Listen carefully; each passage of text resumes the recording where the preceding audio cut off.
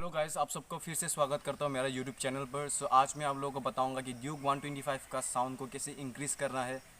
जिसके पास ड्यूक 125 है उन लोगों को पता होगा कि ड्यूक 125 का साउंड ज़्यादा हालांकि नहीं है कंपेयरिंग टू ड्यूक 200। हालांकि सब कुछ सेम है। बहुत सारा वो आ रहा था कैसे क्वेश्चन टाइप का आ रहा था कि कैसे ड्यूक 125 का साउंड को इंक्रीज़ किया जाए। मैंने कुछ दिन पहले एक वीडियो देखा था यूट्यूब में ही। इस वीडियो में बता रहा था कि कैसे ड्यूक 125 का एग्जॉस्ट साउंड को इंक्रीज़ किया जा सकता है। मैंने देख के मैं खुद, मेरे को भी चाहिए था साउंड इंक्रीज़ करने के लिए। मेरा भी खुद का बाइक का साउंड इंक्रीज़ करना था, लेकिन जो मेथड था मेरे को इतना पसंद नहीं आया।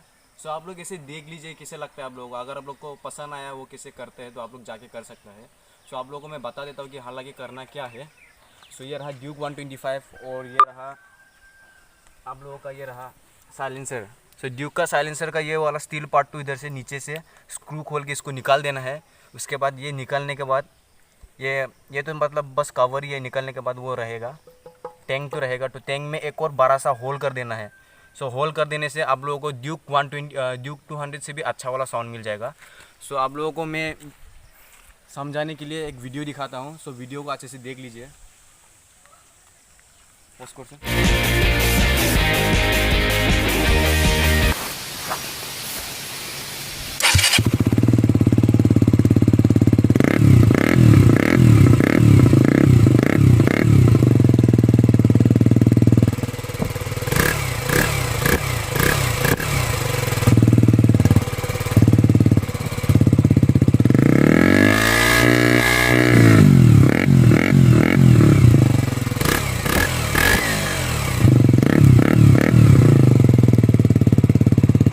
आप लोग वीडियो को देख के समझ ही गया होगा कैसे करना है। इधर होल करना है, उसके बाद होल में से वो साउंड जो निकलेगा। लेकिन साउंड बहुत अच्छा है। अगर आप लोगों को करना है तो वो कर सकता है, लेकिन मेरे ख्याल से नहीं करना ही अच्छा होगा। बिकॉज बाइक के साथ छेड़छाड़ी नहीं करना ही अच्छा है ये सब मामला में। लेकिन जो भी बोलो साउंड अच्छा है। आप लोग चाहे तो NS200 में भी ये ट्राई कर सकता है। बिकॉज NS200 और ड्यूक 200 और ड्यूक 125 का साइलेंसर ऑलमोस्ट सेम है। तो NS200 का भी ज़्यादा साउंड नहीं है, तो आप लोग उधर भी ट्राई कर सकता है। अगर आप लोगों को वीडियो पसंद आया तो लाइक, शेयर और सब्सक्राइब जरूर कर दीजिए।